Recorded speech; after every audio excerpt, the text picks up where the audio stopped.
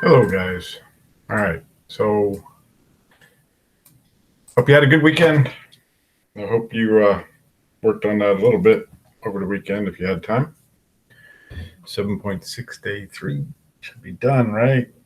Hopefully. We're moving on, moving on, moving on. We're going slow, so I'm trying not to overwhelm you, right? So, this is going to be 7.7. I'm going to spend one day on this, maybe two. All right. So, let's try to only spend one day on the actual lesson. Um, but if you want to try these, go ahead, pause this, and factor these guys. All right, there's no common factors, so you got to do the A times C thing and then figure out what factors I can split that X up to and then factor it. All right, so go ahead and pause it and try it.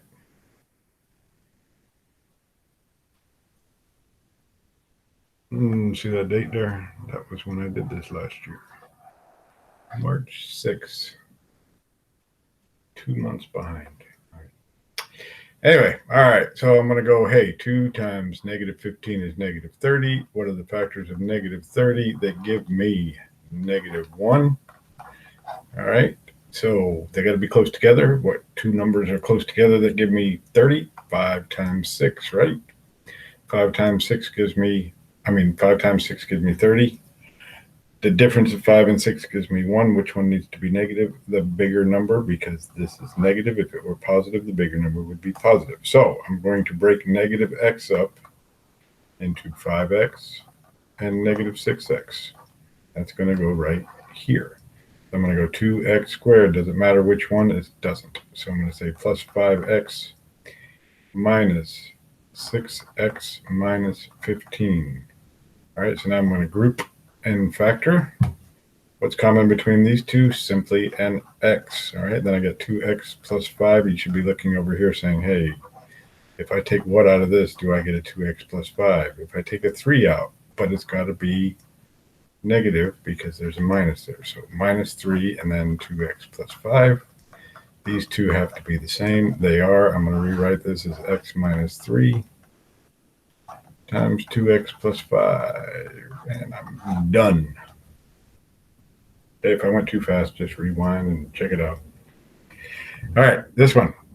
3 times 8 is 24. I need to split 24 up into 10.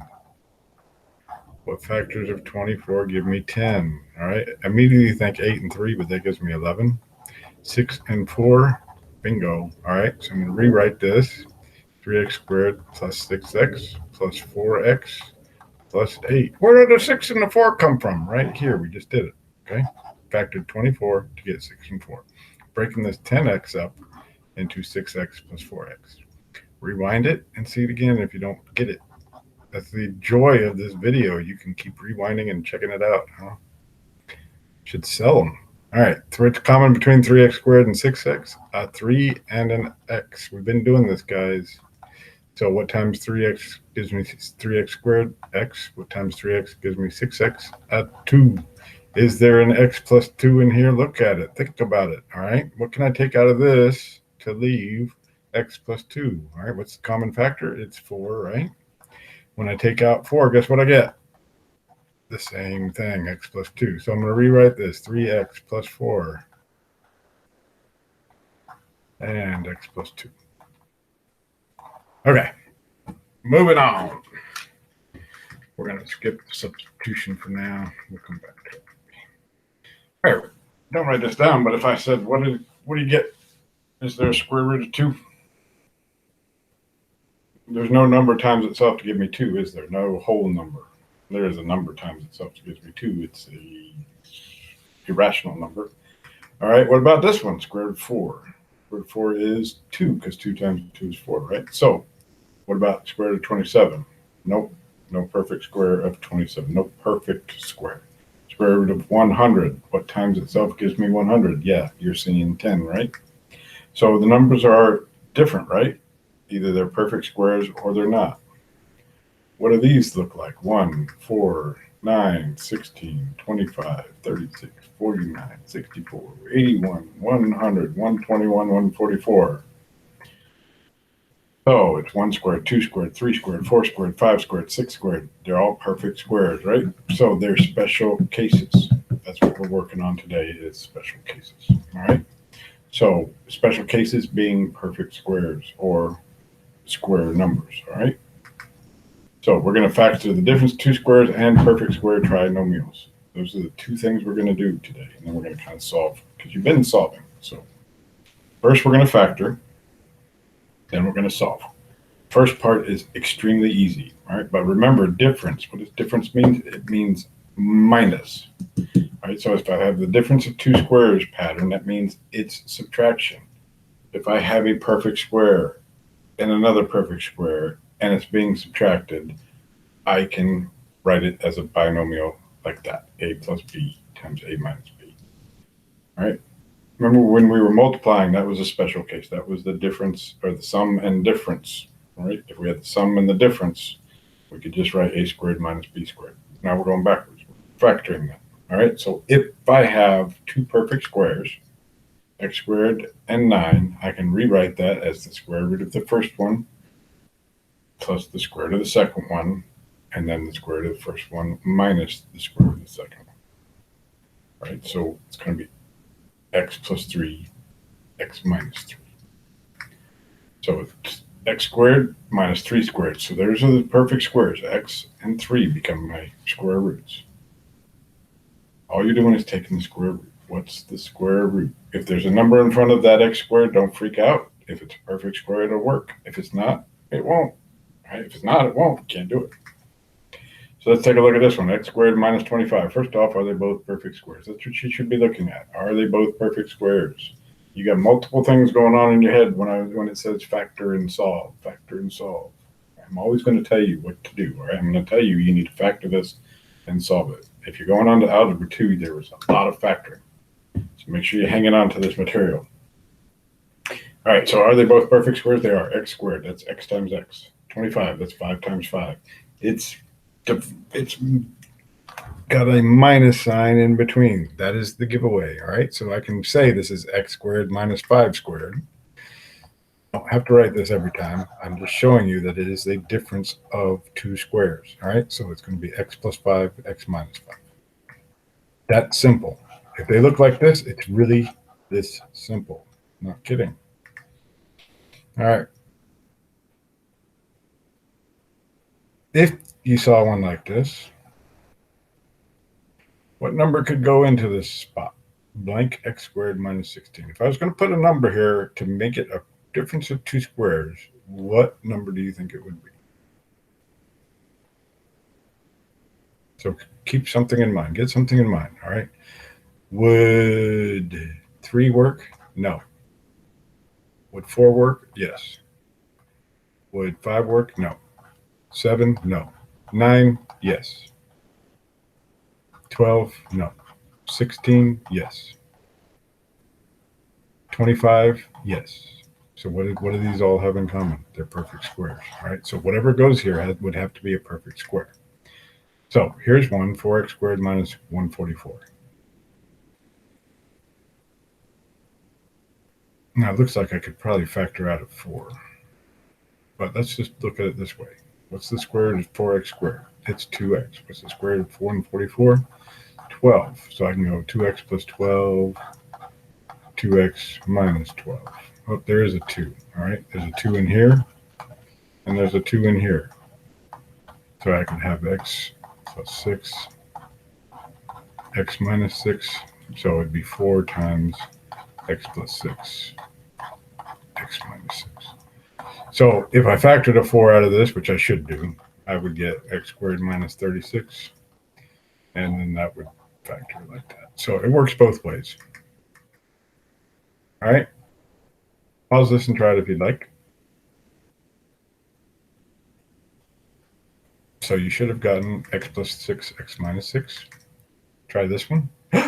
Set up a little different. Don't freak out. Put it in the same order it is. It's fine. It can stay in that order. Given to you like that, you can leave it like that.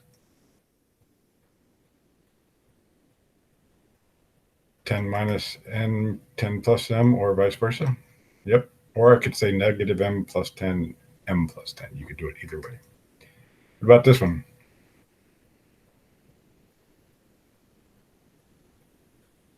So the square root of 9 is 3. Square root of 16 is 4. So I'm going to have 3n plus 4, 3n minus 4. All right, what about this one? Square root of 16 is 4. Square root of 49 is 7. So 4h plus 7, 4h minus 7. All right, perfect square trinomial is like this.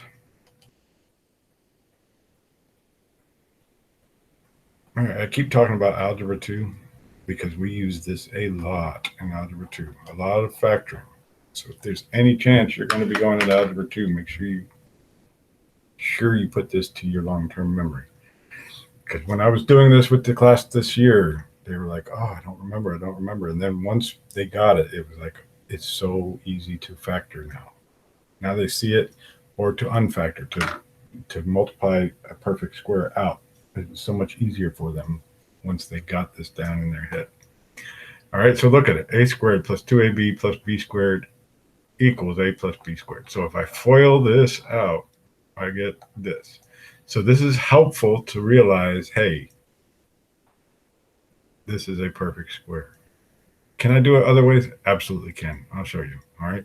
You can do it other ways, but if you can recognize that it's a perfect square, this is a perfect square, this is a perfect square. Hey, how do I get this? What is this? This is, okay, I'm going to take, I'm going to take the square root of this, the square root of this, multiply them and double it, and I get this. All right, so how does that work? All right, x squared plus 6x plus 9. If I take the square root of 9, it's 3. The square root of x squared is x. So 3x times 2 is 6x. Boom, this is a perfect square. That's how I know. Multiply this by this, take the square root and double it. That will tell me that this is a perfect square. All right, so that means I'm going to take the square root of this one, the square root of this one, and I'm going to make it look just like this. All right. So square root of x squared is, well, I'm just showing you that what I just said is the truth. All right. Square root of 9 is 3. Square root of x squared is x. I'm doubling it to get this middle term. That means it's a perfect square. So I can write it as x plus 3 squared. All right. You don't have to write this every time. You can do this in your head and say, hey, yep, it meets that qualification. If this was a 7, no go. Anything other than 6, not going to do this. May be able to factor it, but it won't be a perfect square factor. Okay. Minus just means, hey, if I put a minus sign here, it's going to change this to minus here. All right, remember we're foiling this out. A minus b times a minus b. This became positive, but our middle term was always negative. All right. So x squared minus 6x plus 9, it's the same thing. All right. Half of this, or square root of this, not half. Square root of this is 3. Square root of this is x. Double it, I get 6x. But now I got a minus sign. That means this is going to be a minus instead of a plus. This dictates what it's going to be. It's either going to be a minus in here or a plus. So x minus 3 squared. All right. Square root of 16 is 4. Square root of n squared is n. 4 times n and double it, I get 8. Are you following how I'm saying if this is a perfect square? That's the way to tell, right? It's not just 2 times 8 is 16, okay? Because 2 times 6 is not 9. So that's not, I can't just double this middle number and get this. I can't take half of it and square it because that's exactly what I'm doing, right? There's another way to do it. Half of this, square it. Do I get this number? Yep. Okay. So that means I'm going to take the square root of this, which is 4. The square root of this, which is n. And this number tells me it's plus. Do not forget that 2. Okay.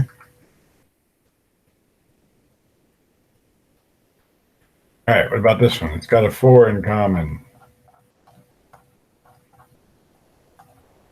Oh my gosh, we already did this one. It's x minus 3. Okay. So I messed this up. This was an example I did, but I didn't take the 4 out. And I wound up with 2x minus 6 squared. Well, the 2 is in common, but it's a 2 squared in common, so I would factor out a 4. That would be x minus 3 squared. Weirdness, don't worry about it. All right, little practice. If you'd like to try it, try it. Square root of 1 is 1. Double it, I get 2. Yes, This is a perfect square. So it's going to be m minus 1 squared. Okay, you want to try another one?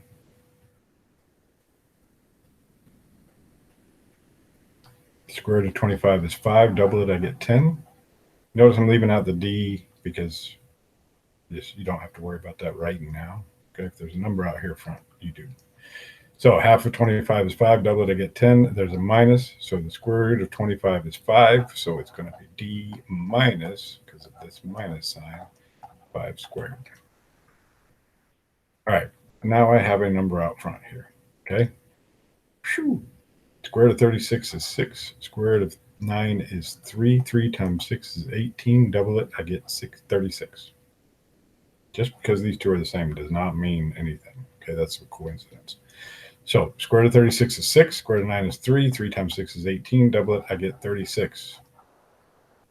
There's a lot of words there, and I'm saying them real fast. I apologize, but basically that's what it is. I'm taking the square root of this, square root of this, multiplying them, double it. If that gives me what's here, then it's a perfect square. So now I have to realize I got to take perfect square of the square root of 9z squared, which is 3z. Take the square root of 36, which is 6. It's got a plus in between. So it's going to be 3z plus 6 squared. If I FOILed this back out, I would get that answer. Okay, so now solving. Solving, you're just going to use the same method we just used, only we're going to solve. All right. Solving means equal sign. All right. And when we have a quadratic, we set it equal to 0. It is already set equal to 0. So I'm going to factor this. This is the first one we factored in this lesson. Okay. It was a plus 3 squared. Square root of 9 is 3 equals 0. So what value of a makes this 0? A equals negative 3. All right, because a plus 3 equals 0. Subtract 3 from both sides. Get a equals negative 3. If you plug negative 3 in here, it will work. All right, n squared minus 81. This is the difference of two squares. So I got n plus square root of 81 is 9. n minus 9 equals 0. All right, so this equals 0. And this equals 0. So I subtract 9 from both sides. I get n equals negative 9. I add 9 to both sides. I get n equals positive 9. This is a special case, all right? When I have n squared by itself, I can actually solve this and take the square root. We're not going to be doing that this year because we're not going to get to it. But if I added 81 to both sides, well, look what would happen. N squared equals 81. Well, I can take the square root of both sides. And I'm going to get n equals 9. But this says plus or minus 9. Why is that? It's the truth. Okay? When I actually take a square root, it can be the positive or negative. How? How can that be? Because what's 9 squared? It's 81. What's negative 9 with the parentheses squared? It's also 81. Not negative 81, positive 81. They both equal 81. So you get two answers. All right? Just a FYI for you. Okay? Yucky yuck. Don't worry about that one. All right. Little word problem here. Man hits golf ball into the woods, and a bird is seen immediately grabbing it and flying off. He then drops the ball, which hits the top of a 32-foot tree. Given this equation, how long does it take for the ball to hit the tree?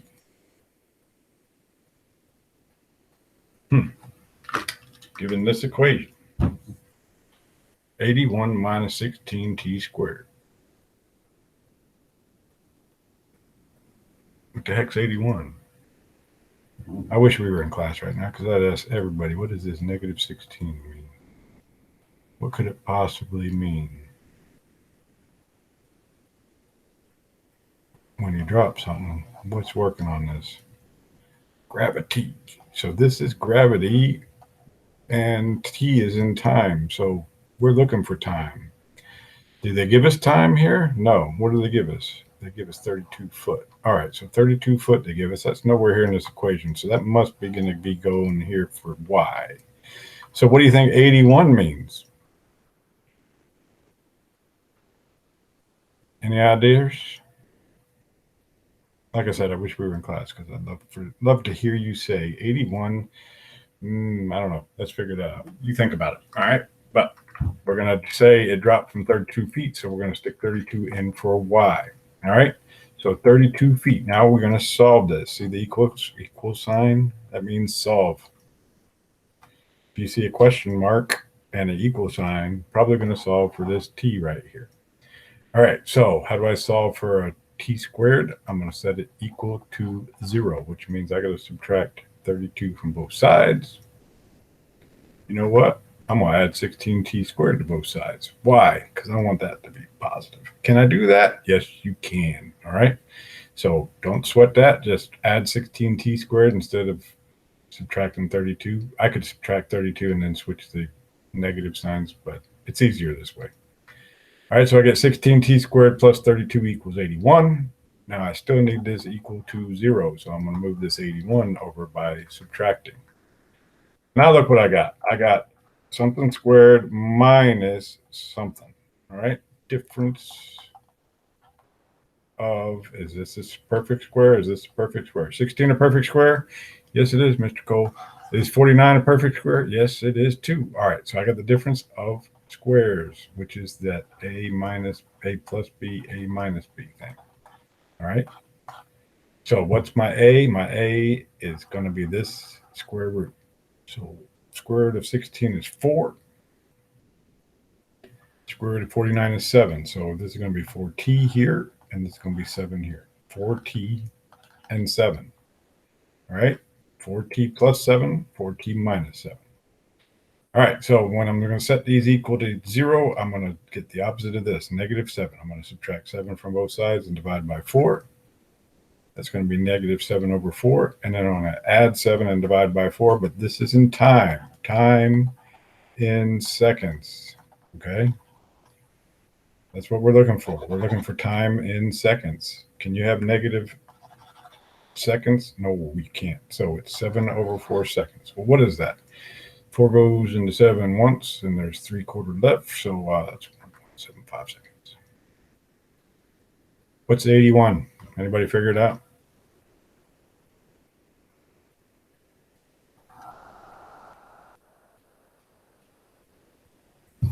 A bird grabs it and flies off.